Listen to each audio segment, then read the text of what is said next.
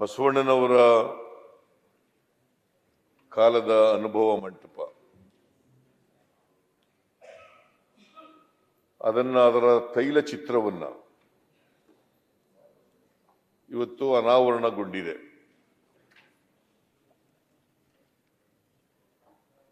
ನನ್ನ ಸೌಭಾಗ್ಯ ಅಂತ ತಿಳ್ಕೊಂಡಿದ್ದೀನಿ ನಾನು.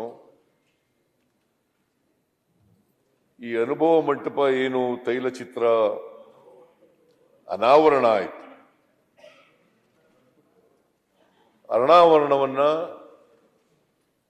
ನನ್ನ ಕೈನಿಂದ ಮಾಡಿಸಿದ್ದೀರಿ. ನಾನು ಈ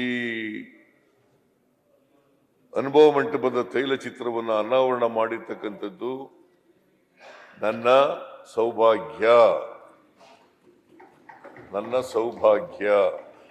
ಅಂತ ಭಾವಿಸ್ಕೊಂಡಿದ್ದೀನಿ.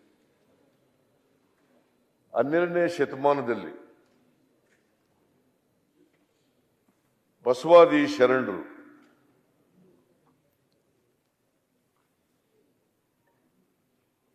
ಒಂದು ಸಾಮಾಜಿಕ ಕ್ರಾಂತಿಯನ್ನ ಈ ನಾಡಿನಲ್ಲಿ ಮಾಡಿದರು.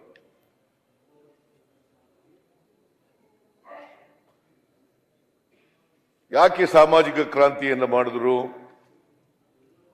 ಸಮಾಜದಲ್ಲಿ ಅಸಮಾನತೆ ಇದೆ, ಜಾತಿ ವ್ಯವಸ್ಥೆ ಇದೆ, ಸಮಾನತೆಯ ಸಮಾಜ ನಿರ್ಮಾಣ ಆಗಬೇಕು. ಅನೇಕ ಧರ್ಮಗಳಿದ್ದಾವೆ, ಜಾತಿಗಳಿದ್ದಾವೆ. ನಾವೆಲ್ಲರೂ ಕೂಡ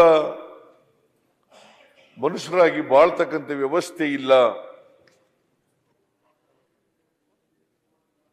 ಅದಕ್ಕೋಸ್ಕರ ಈ ಅಸಮಾನತೆಯನ್ನ, ನಮ್ಮ ಸಮಾಜದಲ್ಲಿರ್ತಕ್ಕಂಥ ಅಸಮಾನತೆಯನ್ನ ಹೋಗಲಾಡಿಸಿ ಒಂದು ಸಮಾಜ ನಿರ್ಮಾಣ ಆಗಬೇಕು ಅಂತಕ್ಕಂಥ ಕನಸನ್ನ ಬಸವಾದಿ ಶರಣರು ಕಂಡಿದ್ರು. ಜಾತಿ ವ್ಯವಸ್ಥೆ ಹೋಗ್ಬೇಕು, ಕರ್ಮ ಸಿದ್ಧಾಂತ ಹೋಗ್ಬೇಕು,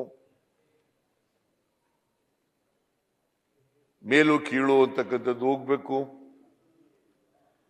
ಶ್ರೀಮಂತರು ಬಡವರು ಅಂತಕ್ಕಂಥದ್ದು ಹೋಗ್ಬೇಕು, ಎಲ್ರಿಗೂ ಸಮಾನ ಅವಕಾಶಗಳಿರ್ತಕ್ಕಂಥ ಒಂದು ವ್ಯವಸ್ಥೆ ಬರಬೇಕು.